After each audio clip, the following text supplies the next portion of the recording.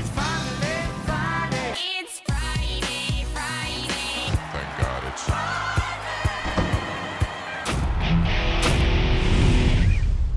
Welcome back to the Friday Show. I'm Scott Jagow, along with Ray Paulick. Glad to have you with us.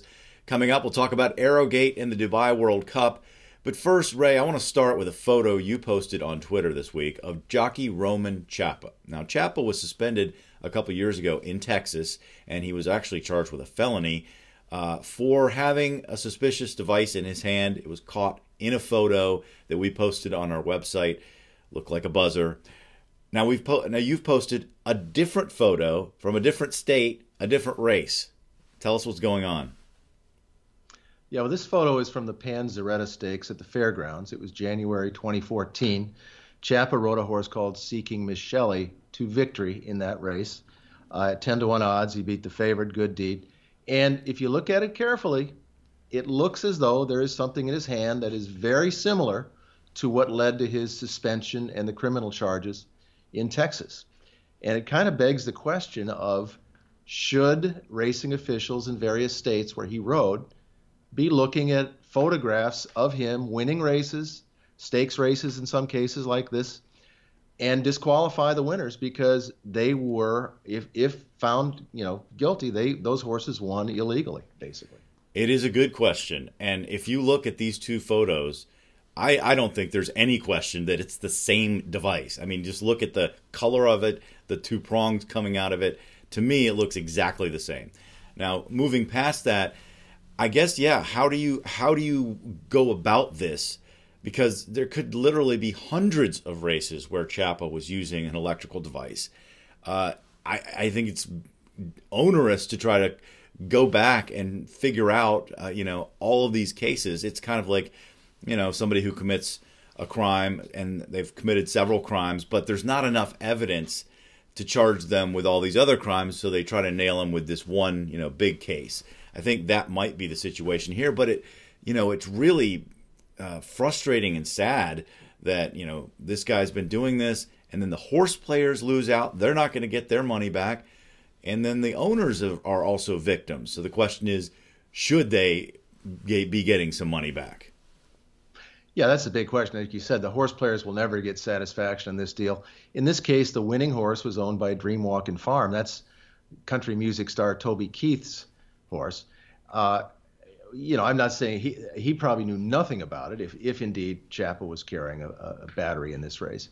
But should he keep that purse? And if it's a black type race and the runner-up needed the win in the race to get black type to make her more valuable as a broodmare, it's kind of cheating the owner of that horse. In this case, the runner-up did win some other stakes races, so it didn't matter. But it's really kind of a conundrum as far as what racing commissions should do.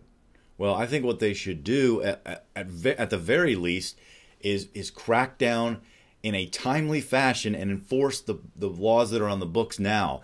This case in Texas, he was suspended, but it was passed along to the commission, and nothing's been done that we know about to make it a permanent suspension or a permanent ban, get him out of the game, which is what should happen.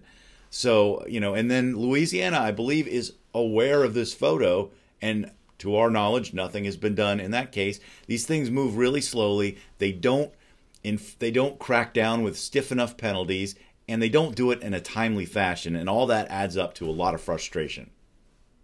Yeah, it's not dissimilar to, say that a drug testing lab develops a new test for a drug that had been in use, but they couldn't detect it.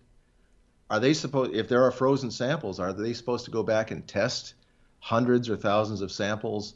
And if they do that and they find it, can they actually apply a regulation for 3 or 4 years after the fact? I doubt it. I think the bottom line here is we're not going to see the Louisiana State Racing Commission, which is aware of this photo. They're not going to take any action. Well, I hope Texas does and brings down the hammer and gets this guy out of the sport. All right, let's move on and talk about this weekend's Dubai World Cup. But it's California Chrome in front. It's Alchemy in Dubai. Chrome turns to gold. Last year, it was California Chrome taking the Dubai World Cup. This year, Arrogate, who's just beaten Chrome twice, is going to take his shot at the winner's share of a $10 million purse. And if he were to win tomorrow, that would actually shoot him above California Chrome in terms of all-time North American money earner, which is amazing because this will be his 8th start. Do you think Arrogate has any chance of getting beaten in Dubai? I don't think so. I think the only thing that beats him is travel, and he's traveled pretty well. Went to the Travers at Saratoga last year. He went to Gulfstream Park to win the Pegasus World Cup this year. Travel is the only thing that's going to beat him, I think. I'll say one other possibility is trip. Not travel, but trip inside the race. Because there are 14 horses, you never know what can happen.